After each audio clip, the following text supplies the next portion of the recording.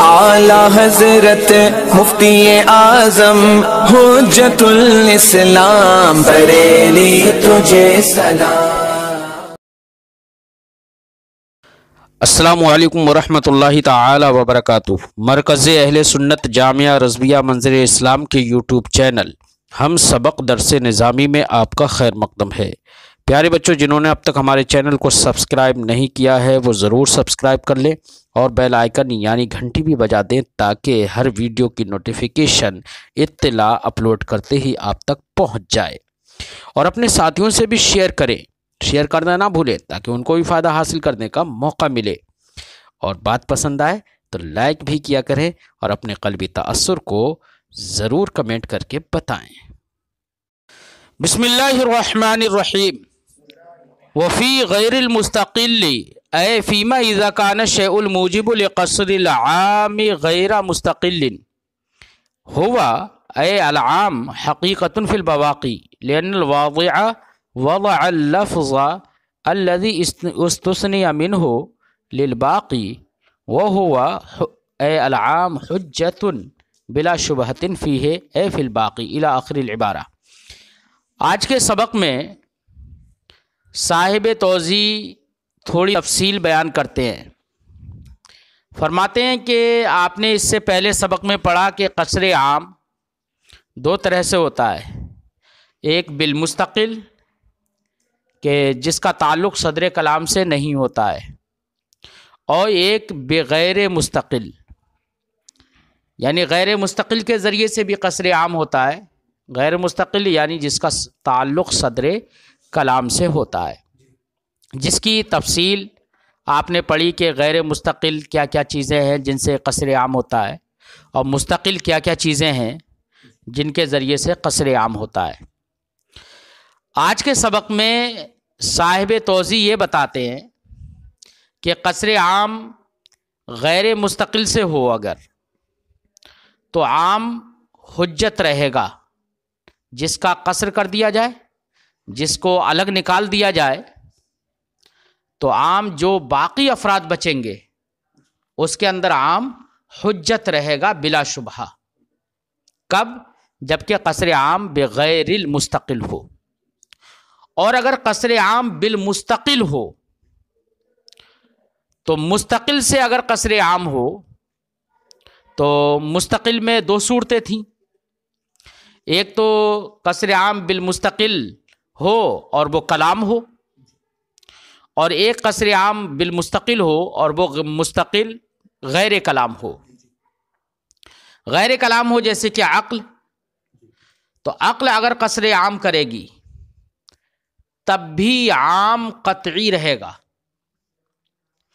اور اگر قصر عام بالمستقل ہے اور وہ کلام ہے تو اس کا نام تخصیص ہے۔ اس کا نام کیا ہے؟ تخصیص ہے۔ اس صورت کے اندر عام حجت بلا شبہ نہیں رہے گا بلکہ اس میں شبہ پیدا ہو جائے گا۔ عام کے اندر کیا ہو جائے گا؟ شبہ پیدا ہو جائے گا۔ تو یہ تفصیل ذہن میں آئی کہ غیر مستقل کے ذریعے سے قصر عام ہو تو عام ما بقیہ افراد میں جن کو نکال دیا گیا ان کے علاوہ جو بقیہ افراد بچے ہیں اس کے اندر بلا شبہ حجت ہوتا ہے اگر غیر مستقل کے ذریعے ہو، اور اگر مستقل کے ذریعے سے ہو تو ایسی صورت میں وہی دو صورتیں، مستقل کلام ہے یا غیر کلام، غیر کلام ہے یعنی عقل ہے، تو ایسی صورت میں بھی عام حجت ہوگا اور قطعی ہوگا۔ اور اگر عام کو قصر کرنے والا مستقل ہے لیکن کلام ہے تو ایسی صورت میں عام ایسی حجت ہوگا کہ جس میں شبہ ہوگا۔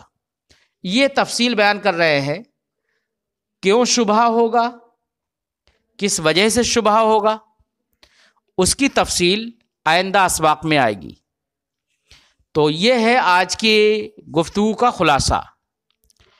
فرماتے ہیں ففی غیر المستقل، فا یہاں پر تفصیل کے لیے ہے۔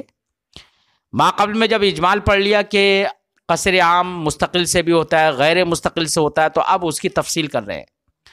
تو غیر مستقل میں اے فیما اذا کان الشیء الموجب لقصر العام غیر مستقل، یعنی اس صورت میں جب کہ قصر عام کو واجب کرنے والی چیز غیر مستقل ہوا اے العام، یعنی عام حقیقت فی البواقی، باقی افراد قصر کے بعد جو بچیں گے ان سارے افراد میں عام حقیقت ہوگا، کیونکہ لفظ اس کے ان افراد کے لیے موضوع ہے، واضح نے ان کے لیے وضع کیا ہے اسے، لأن الواضع وضع اللفظ، کیونکہ واضح نے اس لفظ کو الذی استثنی منہ، جس سے استثناء کر لیا گیا ہے، جس سے بعض کو نکال دیا گیا ہے، تو جو مابقیہ افراد بچے، مستثنی من جو بچے افراد، وہ سارے افراد کے لیے واضح نے اس لفظ کو وضع کیا ہے، باقی افراد کے لیے واضح نے ان الفاظ کو وضع کیا ہے،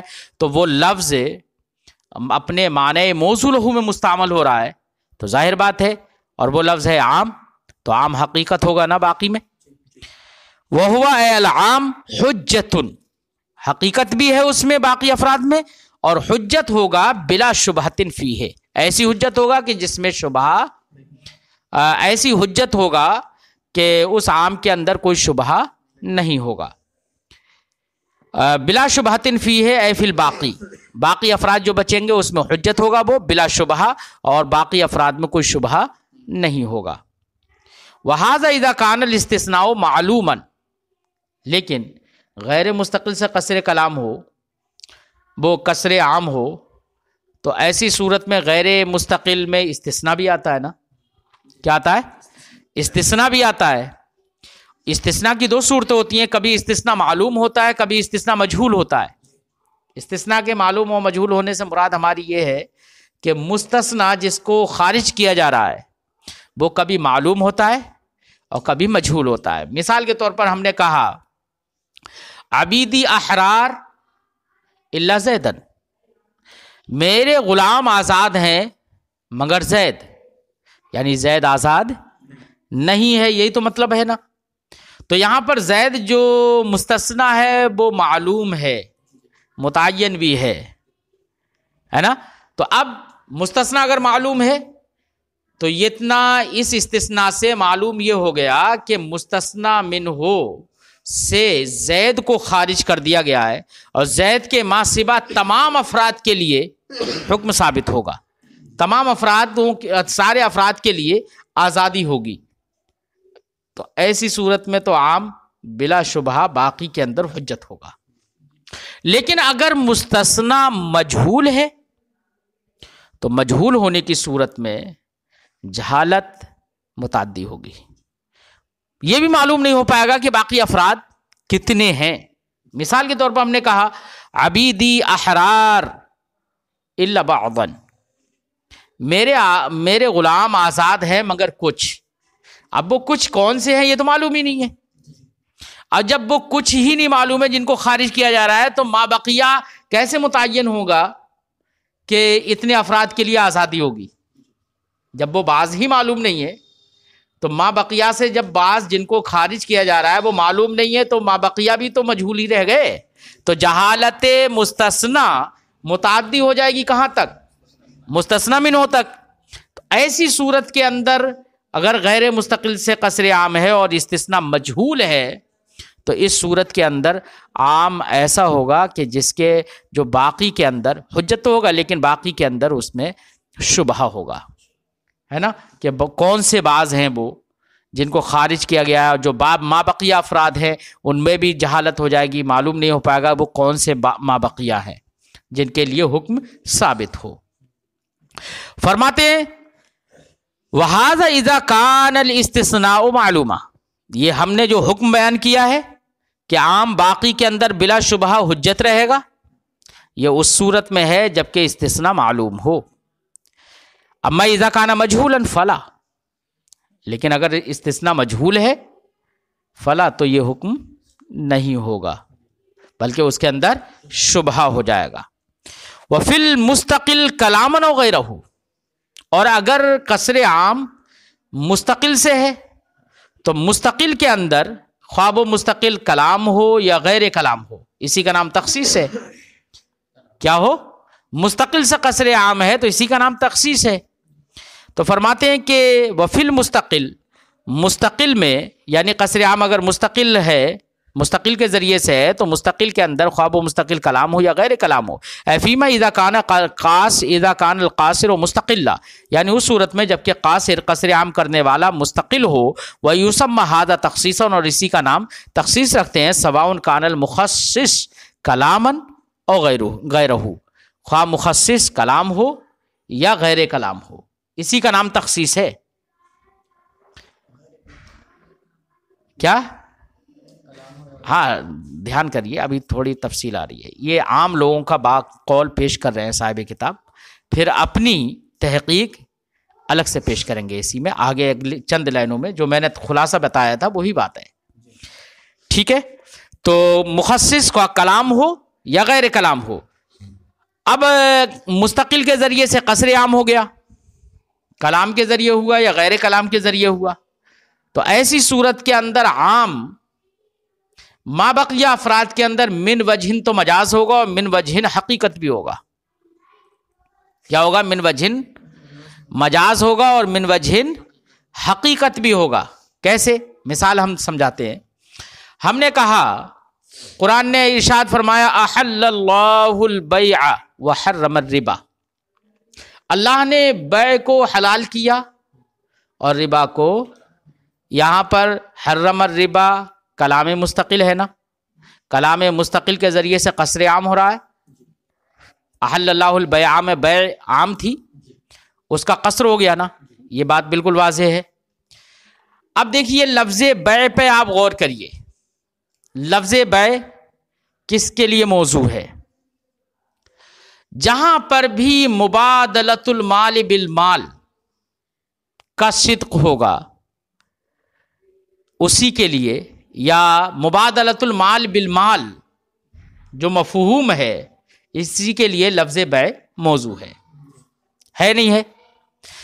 اب اگر غور کریں آپ تو اس کے افراد پہ آپ غور کریے. لفظ بیع کے افراد پر، بیع کا جو مفہوم ہے اس کے مفہوم کہاں کہاں صادق آ رہا ہے؟ ہر ایک بیع میں صادق آئے گا. بیع ربا پر بھی صادق آ رہا ہے.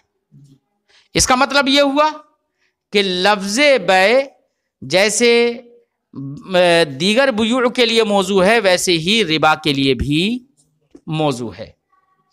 بات سمجھ میں آئی نہیں؟ اب آگے جا کے وحرم الربا، ربا کا ربا جو ہے اس کو خاص کر دیا گیا. اب ما بقیہ جو افراد بچے ربا کے علاوہ، ان ما بقیہ افراد کے لیے لفظ موضوع ہے نہیں ہے؟ تھا نا موضوع. لفظ بیع تو ان کے لیے بھی موضوع تھا. تو اس لحاظ سے دیکھا جائے کہ وضع ان کے لیے ہے. ٹھیک ہے، اس لحاظ سے لفظ عام جو ہے اس صورت میں بیع جو ہے ما بقیہ افراد کے اندر حقیقت ہے.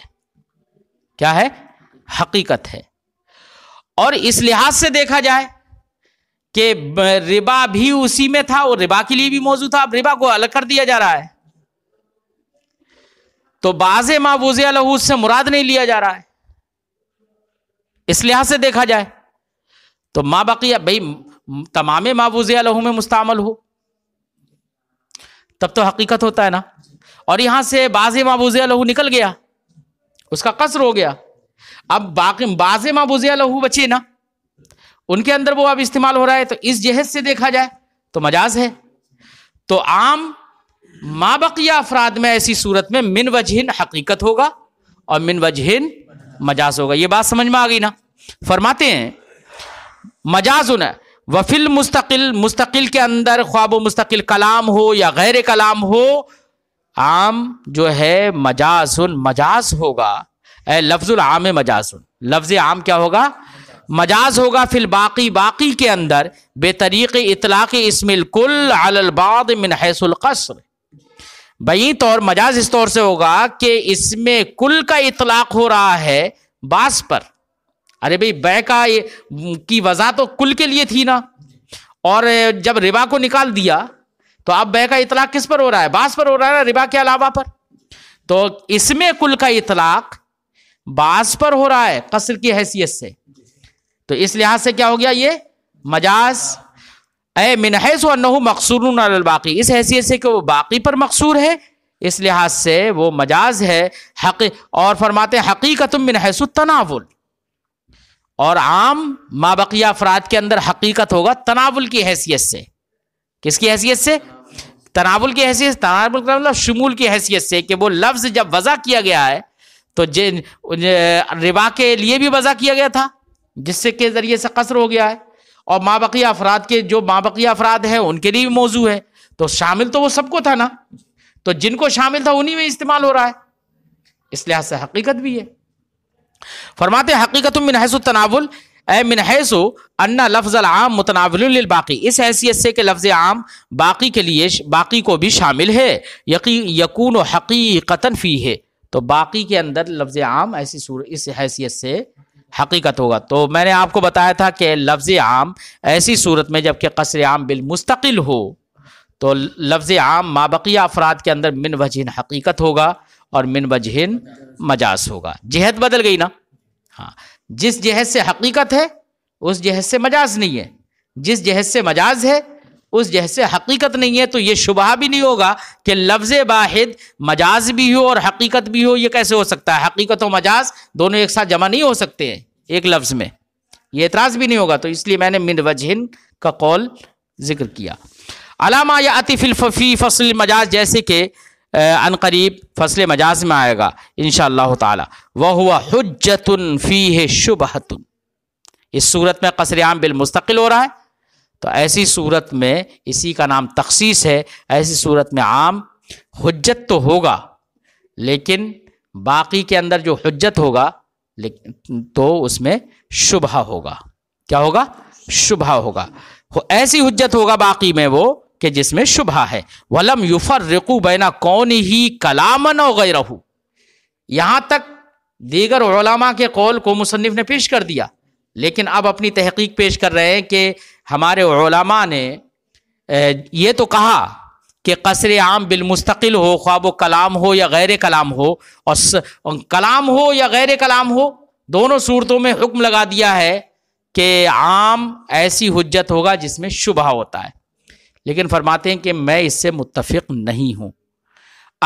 ہاں، یہ قصر عام بالمستقل ہے اور کلام کے ذریعے سے ہے تب تو حکم یہی ہے، لیکن قصر عام بالمستقل ہے اور عقل کے ذریعے سے ہے قصر عام، تو فرماتے ہیں کہ میں اس کا قائل نہیں ہوں کہ یہ عام ایسا ہے کہ جس میں شبہ ہو.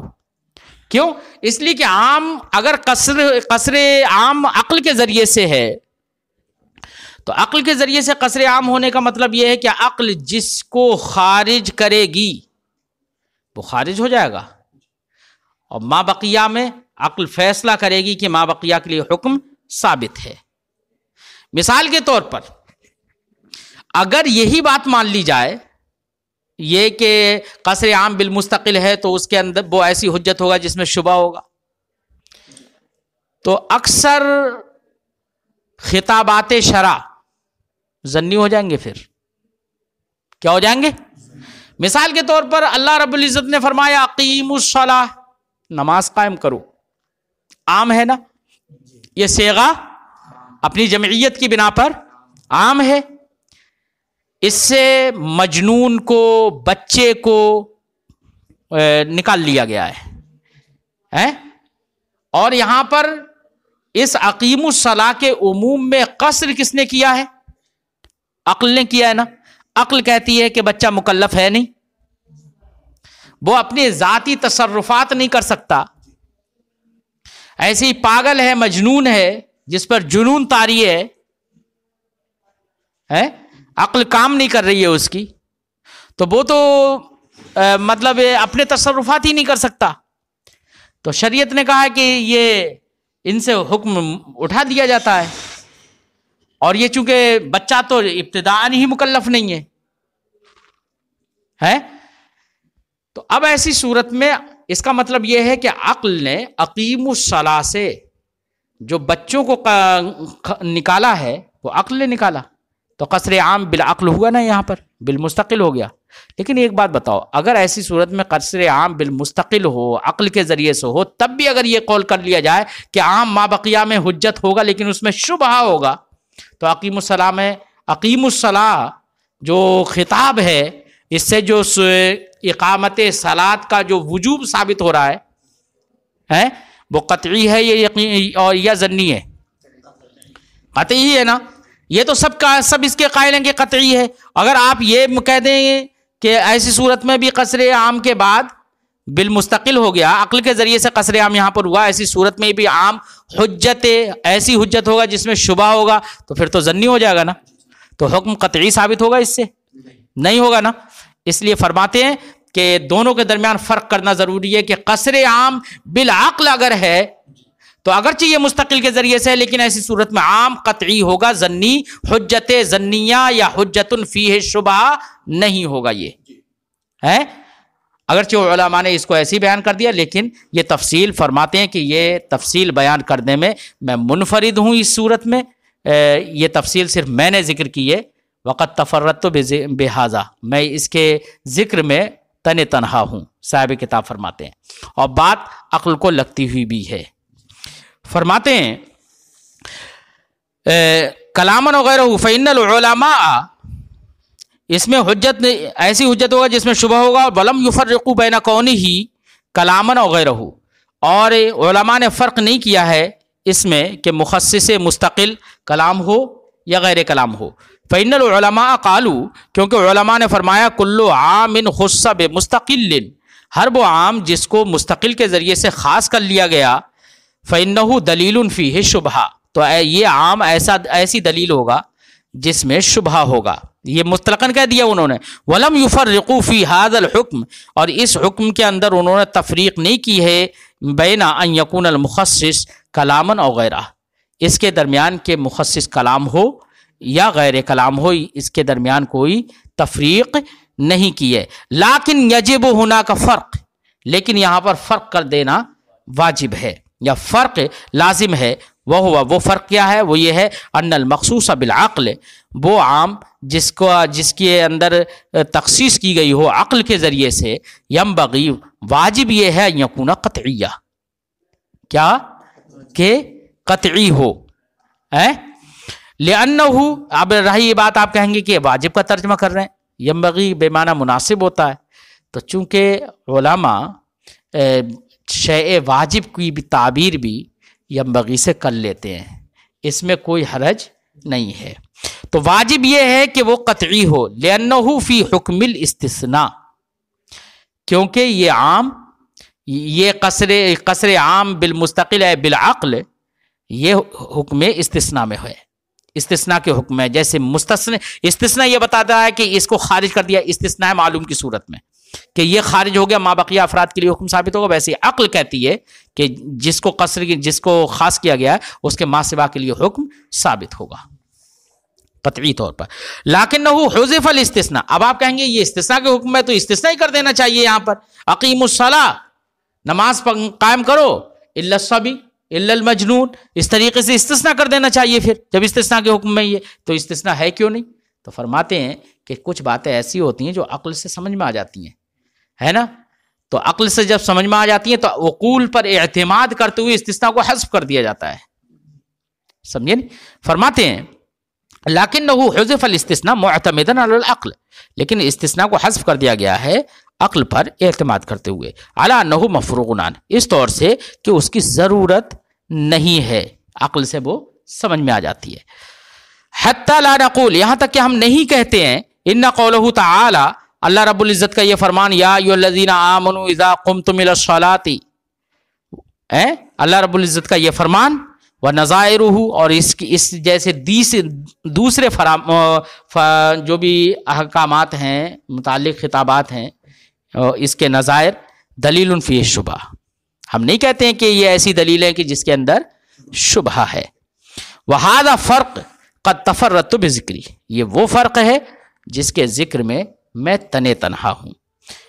وہو واجب الذکر، اس کو ذکر کر دینا واجب ہے. حتی لا یتوہم، تاکہ یہ وہم نہ ہو جائے ان خطابات الشرع التي خص منها الصبی والمجنون بالعقل، کہ وہ خطابات شرع جن سے صبی اور مجنون کو خاص کر لیا گیا عقل کے ذریعے سے، دلیل فیہ شبہہ، وہ ایسی دلیل ہے جس میں شبہ ہے، یہ وہم نہ کر لیا جائے۔